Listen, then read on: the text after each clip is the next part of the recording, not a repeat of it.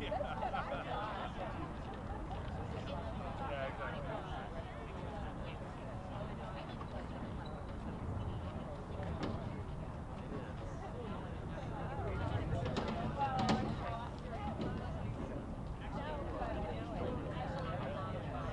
He's on me. He got me this fast.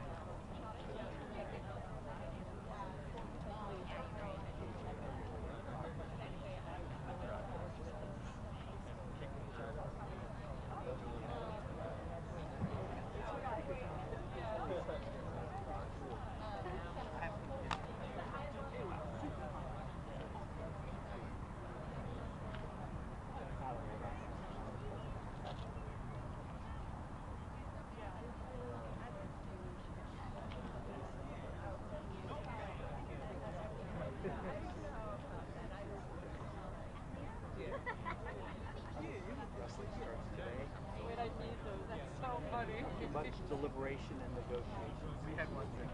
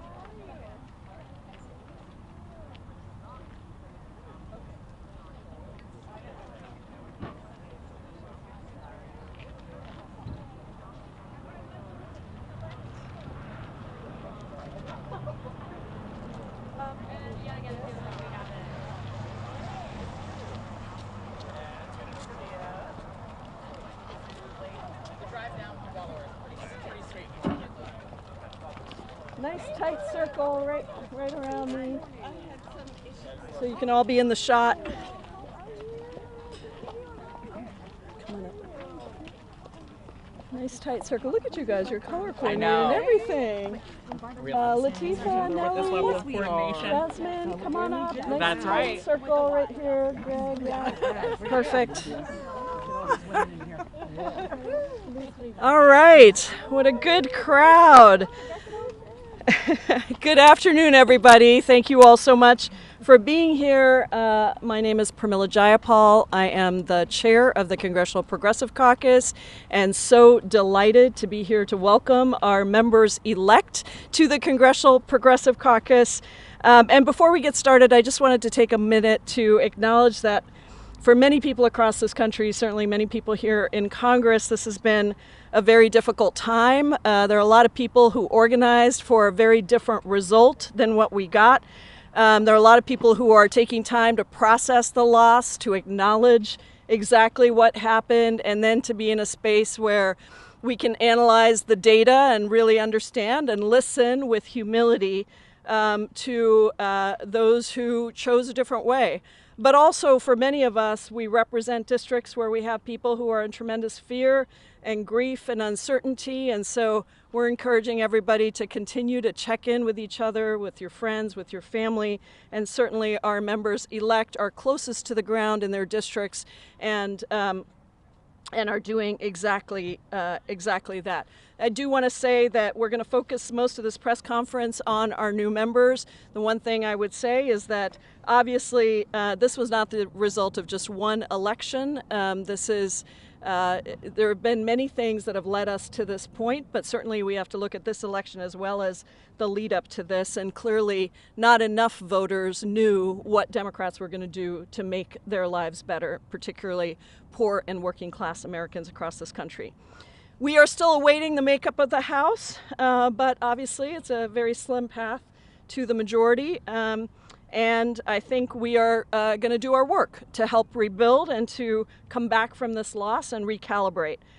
But to help ground us in our power, to remind us that we had many victories as well, to showcase the bright lights, the new warriors for justice that are joining us, this is a wonderful day to introduce to you those very people. The new progressive members that are here today, and a couple that weren't able to make it because their races are still waiting to be called, or because in one case somebody is still doing the work that she was hired to do. These are members-elect who ran on progressive, populist economic ideas that spoke directly to the working class and to poor people and rejected corporate money. They are evidence that progressive power, despite everything that we are dealing with, is still growing. 33 years ago, the CPC was founded with just 5 original founding members. And today we stand nearly 100 members strong, and our caucus has never been more diverse and dynamic than it is today. We are so proud of our members. Our members hail from districts in every region of the country, urban and rural, red states and blue states, low income and middle class. And in this freshman class alone, and I'm going to stop for cheers for each one of these because they're remarkable, we have our first trans member of Congress. We have an engineer from an immigrant community in the San Fernando Valley. We have the first Iranian American Democrat in Congress. We have the youngest member ever elected to the House from New Jersey. And we have a number of trailblazing public servants who you will hear from. These new members have given people across the country hope for the progressive movement as an effective check on a Trump presidency and a Republican potential trifecta, and a source of inspiration with their own lived experiences, their personal accomplishments, their collective accomplishments towards a better future. The fight ahead is going to be hard. Big fights cannot be fought only when convenient. That's the sad truth. We are here to fight the big fights when it's hard and when it may be a little bit easier. When George Bush announced mass deportation plans in the early 2000s, I was an activist back then. And I started an organization in Washington state that sued the administration and won. and we prevented roughly 4,000 Muslims from having to leave the country. When Trump tried to repeal the Affordable Care Act during his first term, progressives fought tooth and nail, inside and outside, to save it, and we won. And when Trump tried to impose the Muslim ban, we joined thousands of our constituents at airports across the country to protest and to block that illegal detention. We helped pass the first ever War Powers resolution, which forced Trump to stop participating in Saudi Arabia's deadly aerial bombings in Yemen. So our members are ready to take up the fight again. I call them justice warriors. They are warriors through and through. They are coming in with new energy, new ideas, and deep lived experience. And I promise you this, the Congressional Progressive Caucus will continue to be ferocious defenders of the working class and poor people, of inclusion and our right to fully be who we are in all our diversity and our beauty.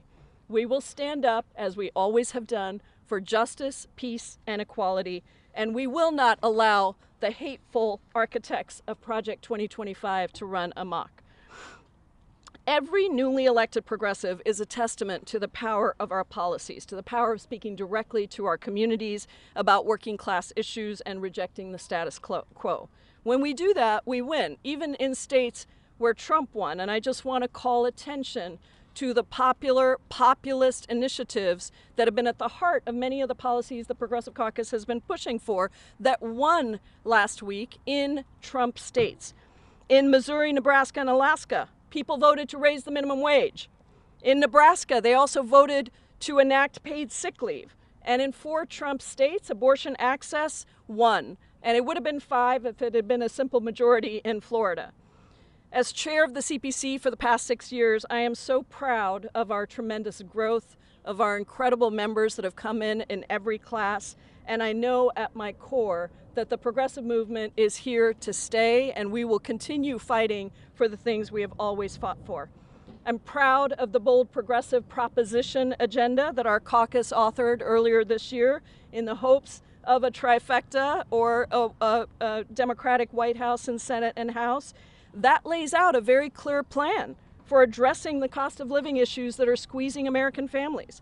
I'm proud of the bold slate of executive actions that we proposed 2 years ago, many of which were subsequently adopted by the Biden administration, that led to expanded health care and canceled billions of dollars in student debt and strengthened workers' rights on the job.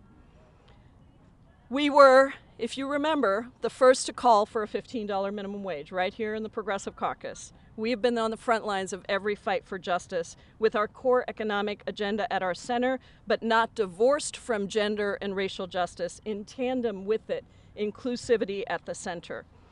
We called on the House to pass paid sick leave for rail workers. We have been leading champions of the PRO Act, and you will regularly find CPC members standing on picket lines, whether it was with the UAW members or recently with striking machinist workers in my home state.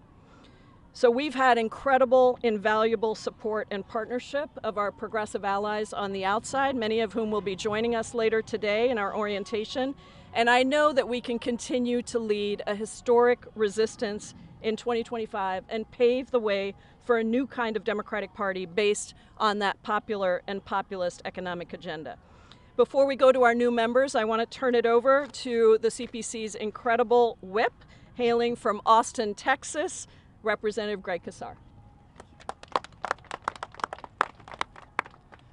Good morning.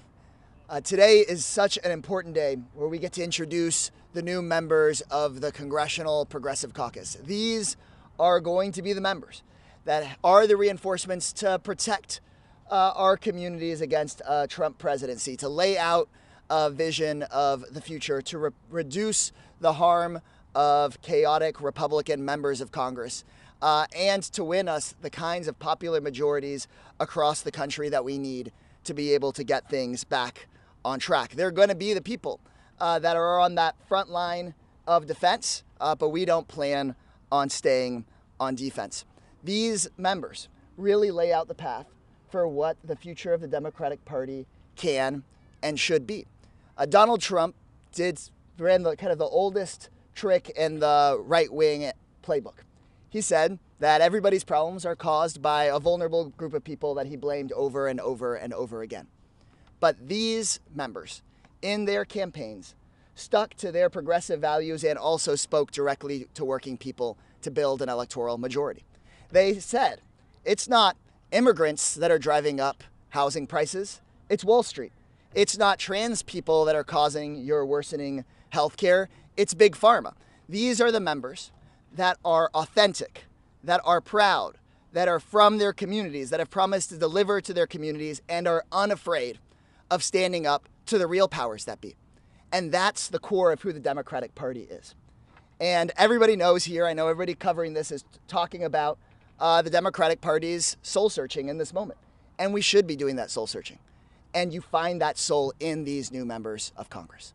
In these new members of Congress. If we were more like the people that were calling for change, that are telling the Democratic Party they want us to be champions for everyday people, for working people, and for civil rights, then that's how I think we build the lasting majority and the big tent that we need to be able to deliver health care as a human right, to be able to drive down housing costs, to make sure that people don't get screwed over at work and price gouged at the grocery store. If we want to build that kind of a majority, then we should listen to these new members of Congress. Everybody in America and members of the press should hear how these new members of Congress are unafraid to get back to the core vision of what the Democratic Party is all about.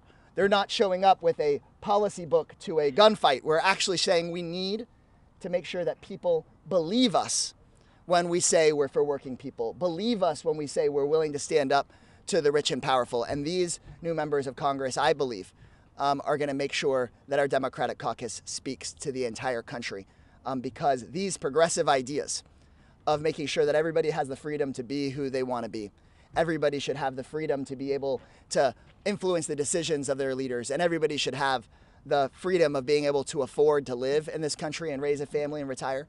Those are our core progressive values, and that's who these members of Congress really are. So I'm so excited to introduce them to you all today.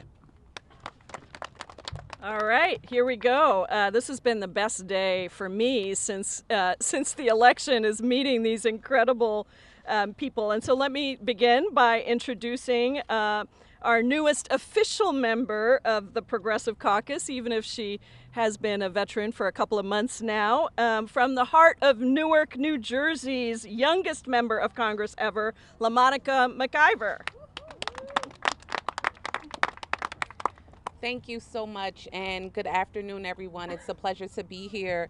As mentioned, I'm LaMonica McIver, representing New Jersey's 10th Congressional District, the youngest member to come from New Jersey and the second African-American woman to represent New Jersey. I'm super excited to be here. I come from City Council in the city of Newark as the youngest woman president of the City Council and the youngest woman ever elected to the City Council, and I'm super excited to be here today.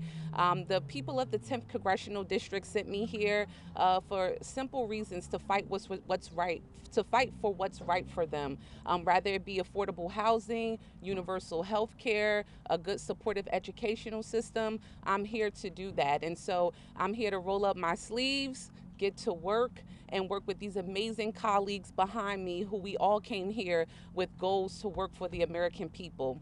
I know so many people are bent on the election, but as our wonderful chair said, we are the shining bright stars today to go in and fight and deliver for the people. So I thank you so much for being here to meet us today, and really looking forward to doing the work with my amazing colleagues. Thank you so much.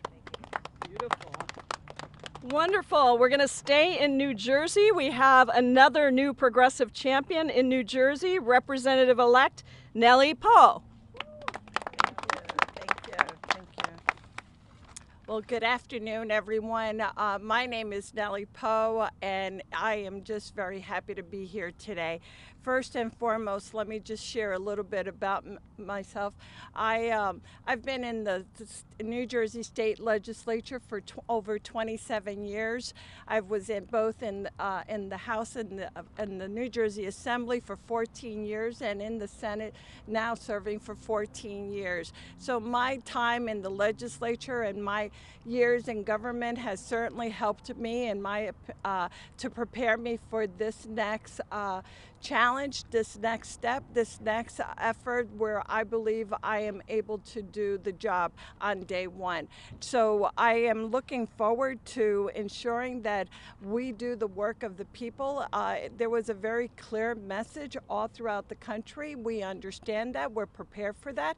We are prepared to making sure that to come to Washington to deliver and improve the lives of my constituents and of the constituents of all those in our country. I realize that in this very closely divided House, forging coalition will be even more important than ever before, and that is where the strength and unity really lies.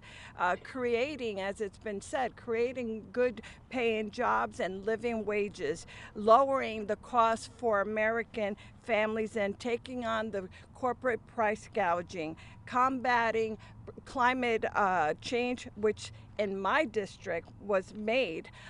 Certainly some of the most damaging areas are the floods, even more frequent than ever before. Defending our freedom and including the right of every woman to make her own health care choices.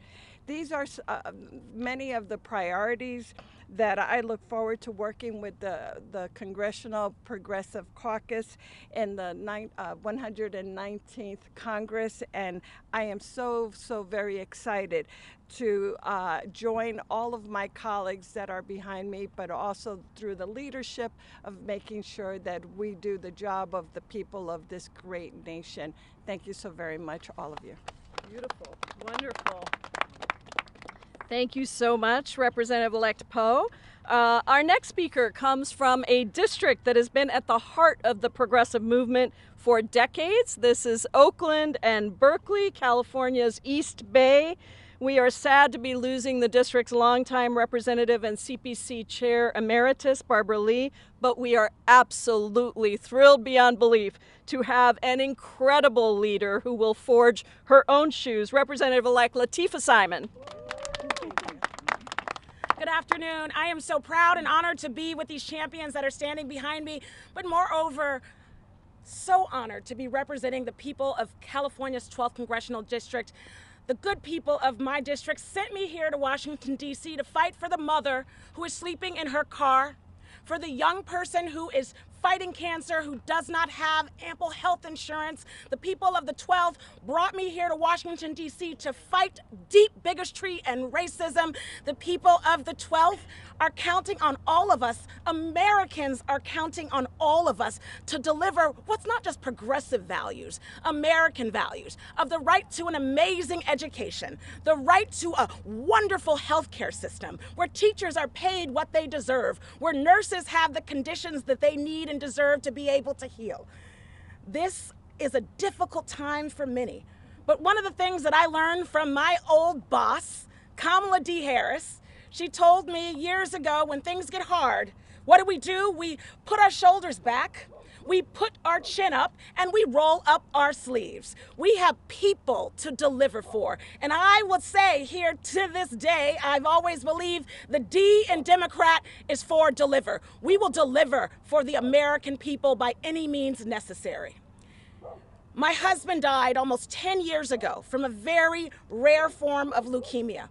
My little girls and I, we watched for 2.5 years as he struggled to literally breathe.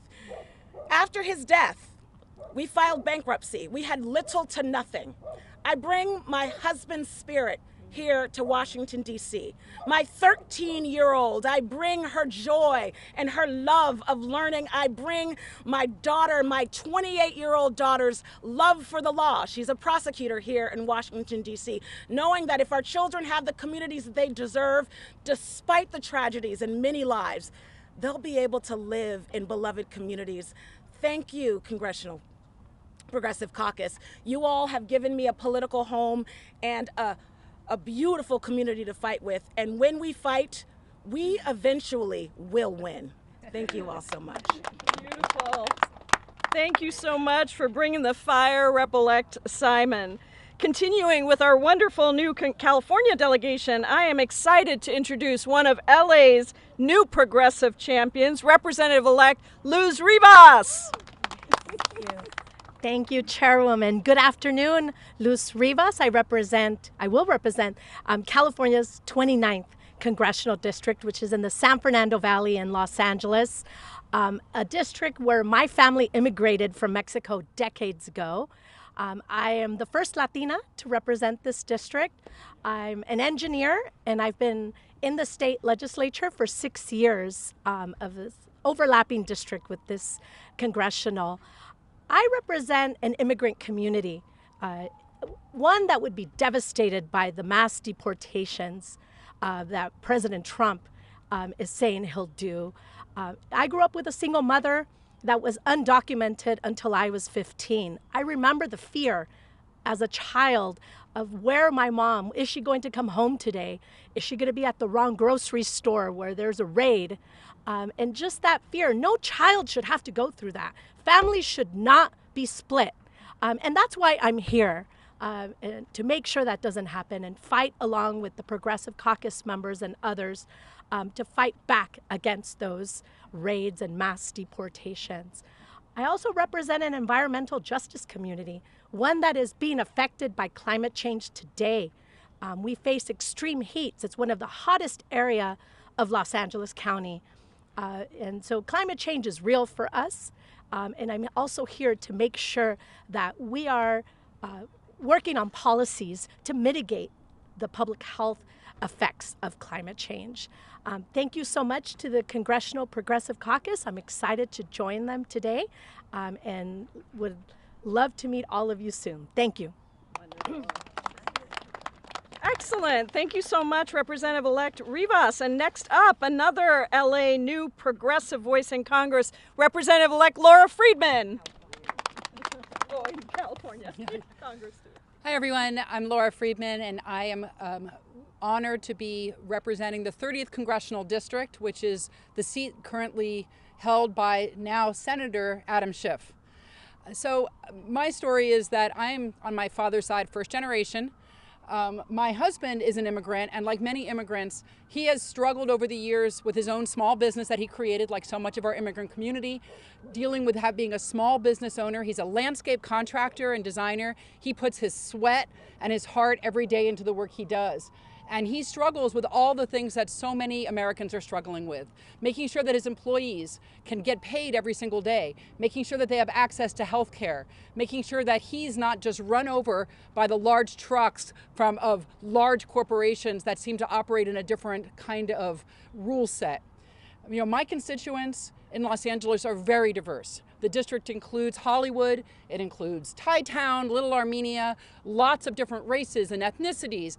It also includes people that are very high net worth, celebrities, but it also has some of the most amount of street homelessness in all of Los Angeles. So we have an incredible amount of opportunity, but an incredible amount of need. So no matter who my constituents ended up voting for at the end of the day, we hear consistent challenges and needs from people. People want to be able to access health care regardless of their employment. People want to know that they can retire with dignity without having to worry about being on the streets. We know that home ownership is out of reach in Los Angeles for everyone except the absolute most affluent, and for everyone else the rent is too damn high. We know that people care deeply about climate change because my state is literally on fire right now in places, and we see that year after year. So people are anxious. They are anxious and they're worried, and it's up to all of us to work together to deliver real solutions. So I'm committed to doing that, but I know that the only way that I'll be able to deliver solutions that work for my diverse district is through progressive policies. Policies that put people over profits. Policies that realize that yes, there's a role for large corporations, but they should also be in service to their employees, their communities, and their nation, and not the other way around. So I am really happy to have a home here with the CPC, and so inspired by the stories and the experiences of all of the new and existing members. Thanks so much. Beautiful. Fantastic. Thank you so much, Representative-elect Friedman. Now, coming back to the East Coast from President Biden's home state of Delaware, it is my honor to introduce the trailblazing Representative-elect Sarah McBride. Well, thank you so much, Chair Jayapal and Whip Kassar, for bringing us together. Thank you so much to the Congressional Progressive Caucus, not only for your support over the last year and a half, but for your leadership for decades in the United States Congress on behalf of workers, retirees, and their families. I am so excited to stand here among so many incredibly effective change makers. Just a fraction of the incoming Democratic freshman class that I am so excited to work with, to roll up my sleeves with, to dive into the details, and to deliver real progress for the constituents that we represent. I am also honored to be here as the new member of Congress representing the entirety of the great state of Delaware. I first decided to run for office, to run for the Delaware State Senate, to represent the district that I was born and raised in, because of my experiences as a caregiver to my husband, Andy, during his battle with cancer. And from the first moments after Andy was diagnosed with cancer, we both knew how lucky we were.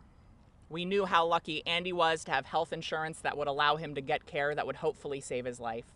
And we both knew how lucky we were to have flexibility with our jobs that allowed Andy to focus on the full-time job of getting care and me to focus on the full-time job of being there by his side to care for him, to love him, to marry him, and when we found out that his cancer was terminal, to be there by his side to walk him to his passing.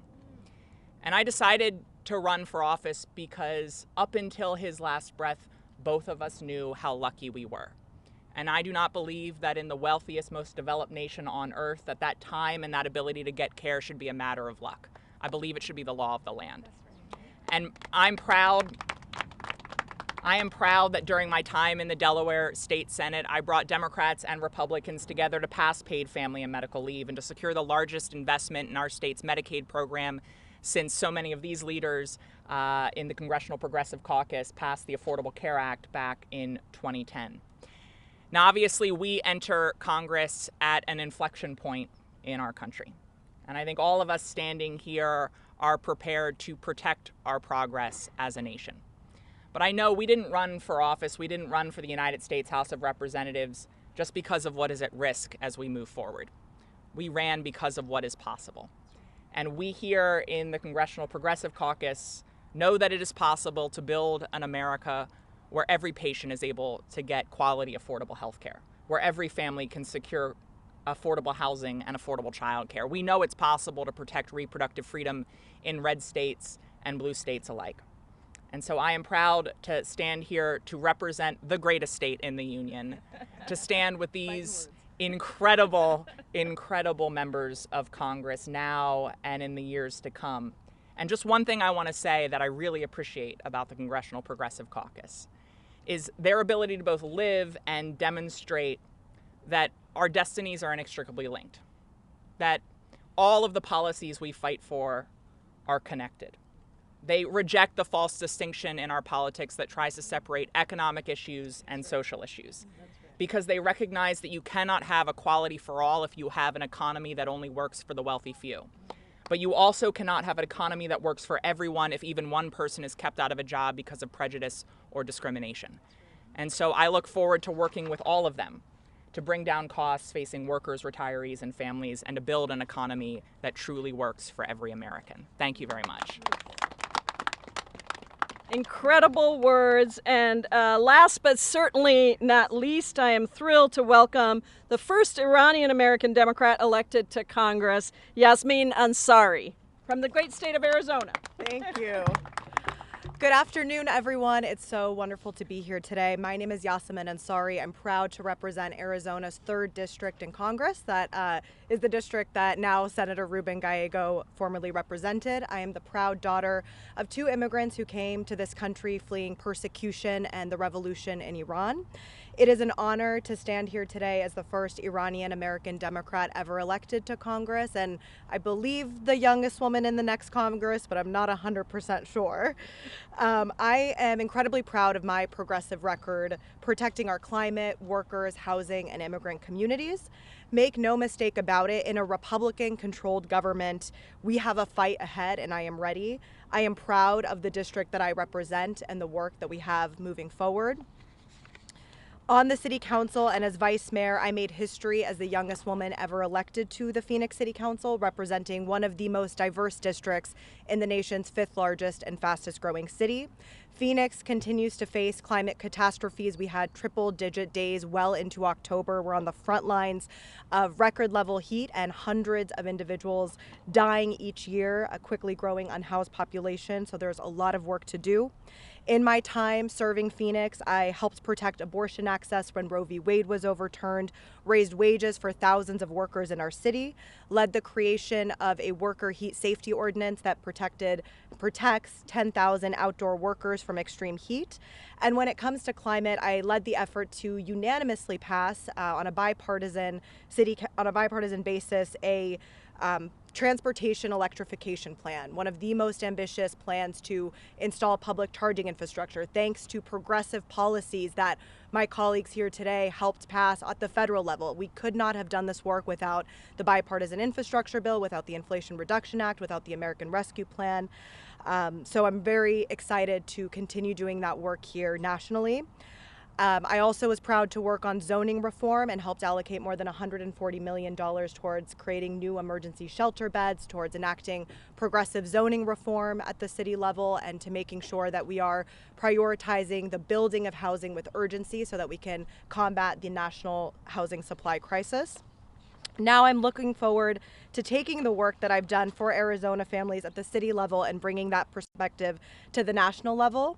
As the youngest woman to serve in the next Congress, I also feel an immense responsibility about the issues facing our generation. As a young person, I decided to run for public office in the first place following the first Trump election because I had worked on the Paris Climate Agreement as a UN climate advisor and was devastated when Trump pulled out of that historic accord.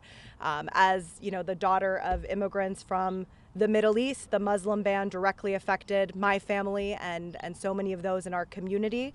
District 3 in Phoenix is a very diverse district. There are more than 64 languages spoken. So it is not lost upon me that the threats and the policies that the Trump administration and the far right have proposed are going to be horrendous for our communities in District 3. And I'm ready and eager to work alongside these incredible colleagues, Chair Jayapal, Whip Kassar, and the new members and the entire Democratic Party to make sure we're standing up for housing, for healthcare, for immigrant communities, for our climate, and there's going to be so much work to do, and I'm very, very eager and excited to do so. Thank you so much. Wonderful. Thank you. Beautiful. Thank you so much, Rep-elect Ansari. And so now we're happy to take some questions. You can direct them to any of us. And if somebody has, let's see, why don't we start right here? Actually, let's go to you, and then we'll come here, and then behind you. Thank you, Chair Jayapal.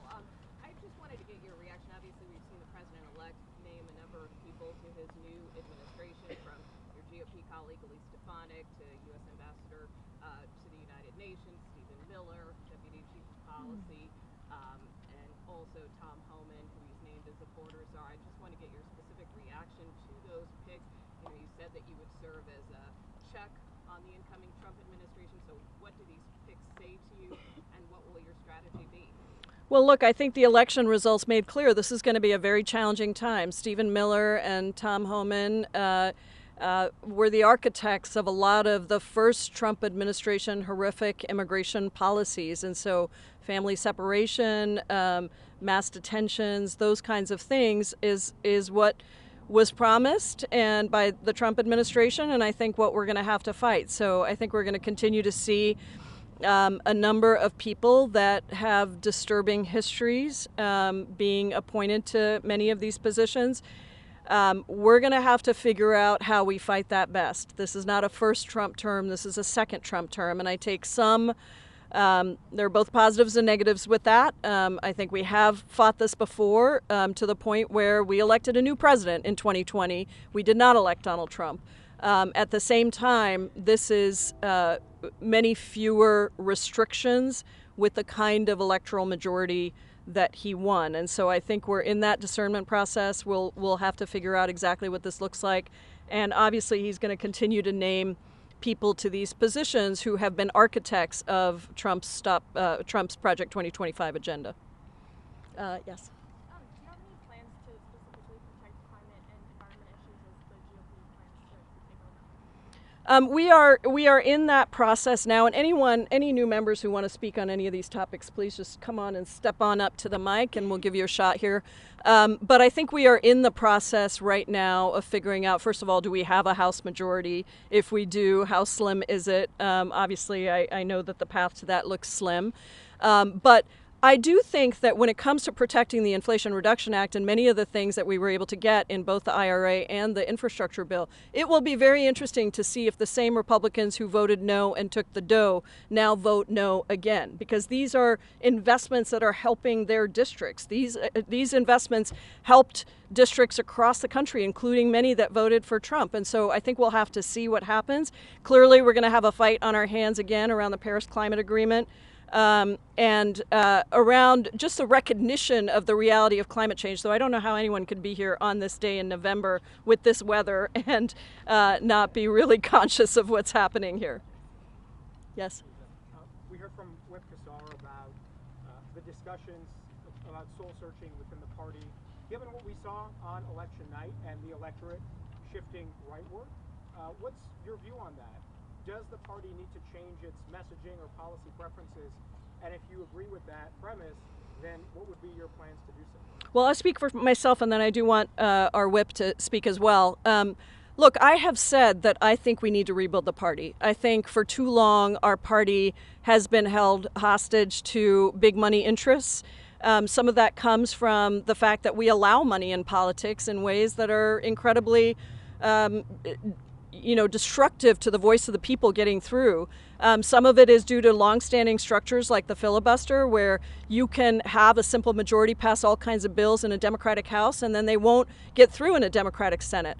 But it also has to do with how willing we are to fight for working people and poor people across this country. And I'm very deliberately putting in poor and working people, because if you look at the results of how we lost the under 100,000 category of voters, this is very important for us to recognize. People are tired, and you might say to me, well, how come, is that a rejection of the Biden era policies and the things that we got done in the first 2 years? And I would just say it is not a rejection. And I haven't seen many of you talking about this, but tell me if some of you have.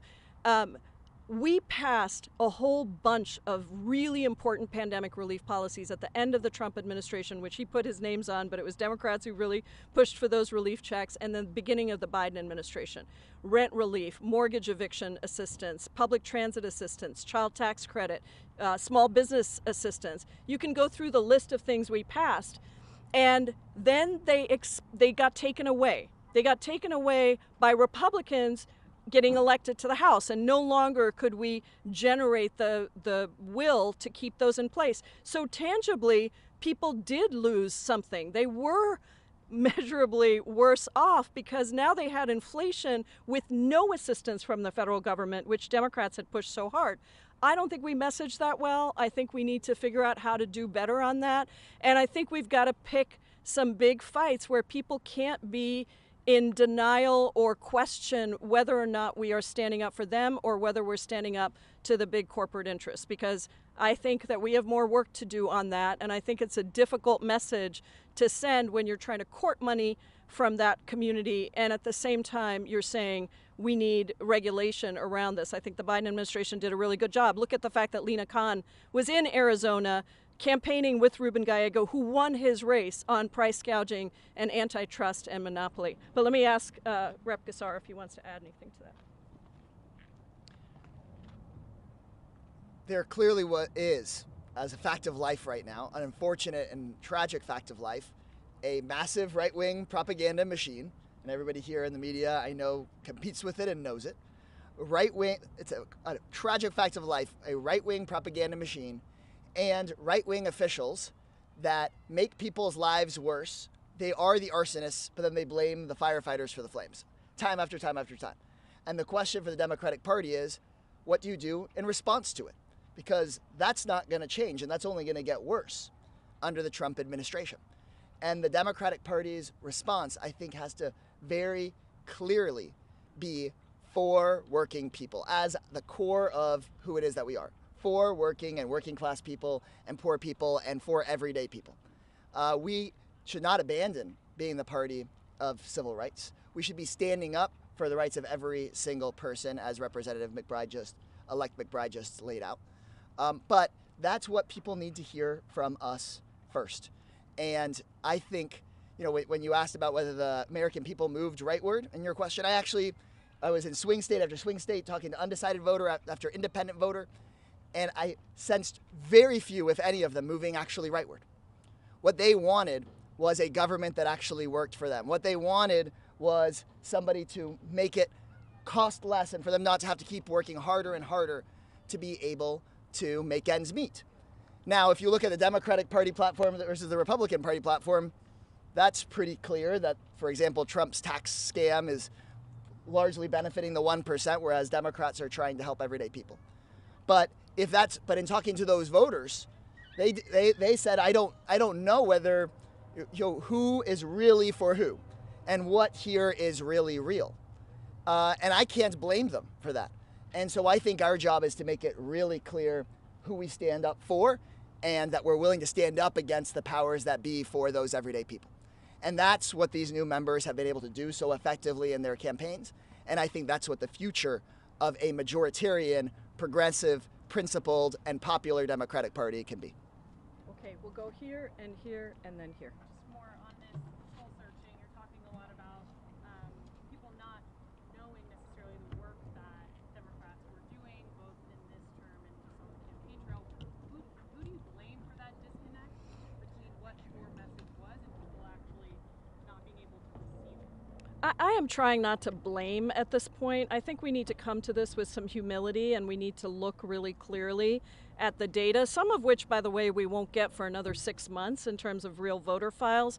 I do think that we need to stop basing our electoral and policy decisions on polling. There are a bunch of people who get really rich from polling, but at the end of the day, we need to talk to voters. We need to find out not only from the voters that voted for Trump in swing states, but also we lost, part of the reason I think we're down on the popular vote is I've seen numbers indicating that voter turnout in blue states went down.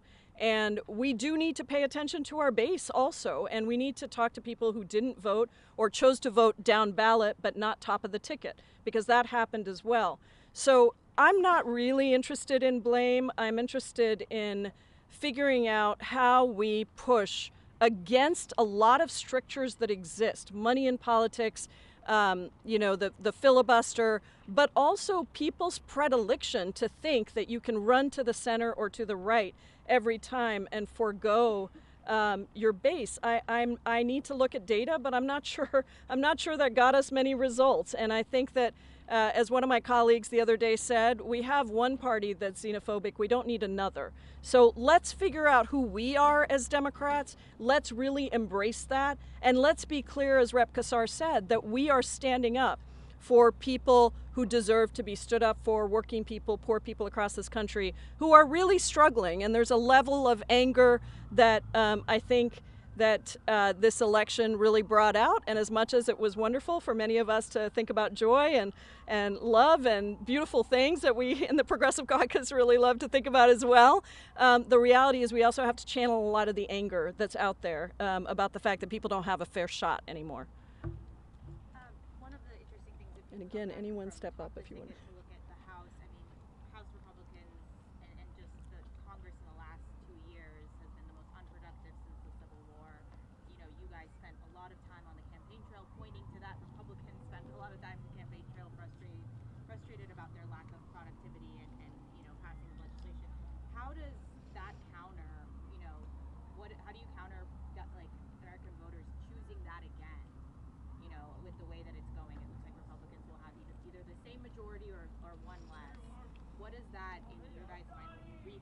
doing soul searching. What does it mean when the American voters chose to once again have the House Republican come home? Well, I think you're probably right. That is probably what's going to happen. I think the one thing about a trifecta, including on the other side, is very difficult to blame anyone else. If you can't get stuff done, you are the one that can't get stuff done. We had this situation where we had Democrats in the minority in the House who felt it incumbent upon us, we can debate whether or not that was the right thing or not, to fix Republicans' lack of being able to govern instead of letting it show through that they couldn't govern time after time after time. Because we also had the Senate and the presidency. So there was incentive for us to try to help. I don't know that in this Congress with a trifecta, a Republican trifecta, that you're going to see that same desire. I think this is going to be much more of what we saw in 2017, 2018 with the Republican trifecta, where Democrats will be united for a block and tackle and let them figure out how they're going to run. Voters voted for them. Let's see what they do, because I think that they're going to be in a position where if they try to strip health care, if they try to take away all these things that go against what they seemingly promised to voters, let's see what happens in that situation. Yes. And then Nick. Okay, we'll do, and then Nick as well, yeah. You mentioned the filibuster several times. It may be the procedural tool that protects some of the investments that you spoke about with the Inflation Reduction Act and Bipartisan Infrastructure Act. How do you square the demands that Democrats have with, filibuster reform and the fact that, given this probable, Republican trifecta, that may be the tool that protects some of these investments that may be on the chopping block? Well, look, I think this is where it goes back to before this election, right? If we had had control of the trifecta and gotten rid of the filibuster to pass minimum wage, to pass paid sick leave, to pass many of these things that are passing abortion access, that are passing on ballot measures that are so popular, those aren't going to the state legislatures either. Those are going to the ballot. Then I think we would have built some trust with the American people. Republicans, don't forget, already got rid of the filibuster for taxes. The tax scam didn't require 60 votes. And so I think that I don't think it's in opposition at all. I think, obviously, would I be, am I championing getting rid of the filibuster now when the Senate has the trifecta? No. But had we had the trifecta, I would have been, because we have to show that government can deliver. And right now, even with people going to the ballot, they are bypassing their government because they don't feel like government, whether it's at the state level or the federal level, is actually going to get them the things that they need.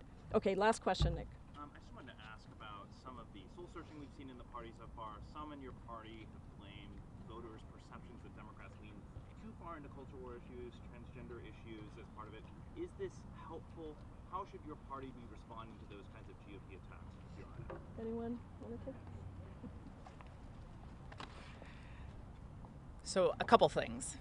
First, I want to echo what Chair Jayapal said, that this is a moment for soul searching, and there should be humility across the Democratic Party, regardless of where you fall ideologically, regardless of what your priors are. I think we should take a beat. Votes are still being counted. There's plenty of time for us to dive into the data to really understand what fully happened and what role different issues played in this campaign. Let's be clear. The party that was focused on culture wars, the party that was focused on trans people, was the Republican Party. It was Donald Trump. It was the $100 million, $200 million that they spent on television ads. But I want to be clear, I do not believe, from what I've seen in Delaware, that voters in my state were responding to those attacks. Delaware is in the Philadelphia media market, so we were seeing those ads that Donald Trump clearly prioritized and focused in with regard to the culture wars. What I was hearing from voters across the state of Delaware, my district is urban, suburban, and rural. It looks like America. And what I was hearing was not the ads that Donald Trump was putting on the air. What I was hearing from folks is the need to build an economy that works for everyone. What I was hearing was that the American dream is increasingly unaffordable and inaccessible. What I was hearing was that we need to guarantee affordable health care, housing, and child care for every person in this state and in this country. That's what I was hearing. That's what I was campaigning on. I didn't run on my identity, but my identity was not a secret. And in a state where 2/3 of the voters are in the Philadelphia media market, with a trans candidate on the ballot statewide, that candidate not only performed on par with other Democrats, but had the highest percentage of any Democrat running for major statewide office in Delaware this cycle.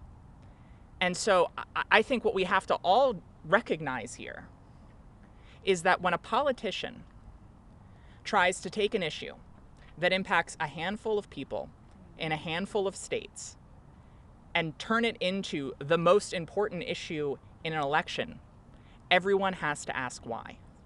And the answer to that question is that Donald Trump was trying to divide and distract from the fact that he has absolutely no policy solutions for the issues that are actually keeping voters up at night, the issues that I was hearing about on the campaign trail. And I think we have to be crystal clear as we move forward that we are going to call out the hypocrisy of Donald Trump, of disingenuously claiming that he is a fighter for working people when his agenda is pro-higher cost and pro-inflation. That's what we will get with his agenda in this administration. And that's why I think all of us are united in serving as that check on his administration and continuing to point out to people that he is not working on behalf of the diverse working class in this country. Beautiful. Well, please join me in welcoming our members-elect. We are so proud of every single one of you. We are so grateful for your service. And thank you all. I'm sure you'll get a chance to talk to them in more detail. Take care. Have a good one.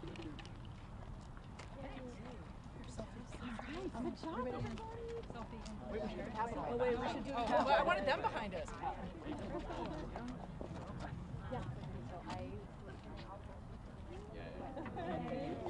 Nope, just me. Wait, can I get Congressman? Can we get one picture too? There's a text thread. We want one. Just like one more picture.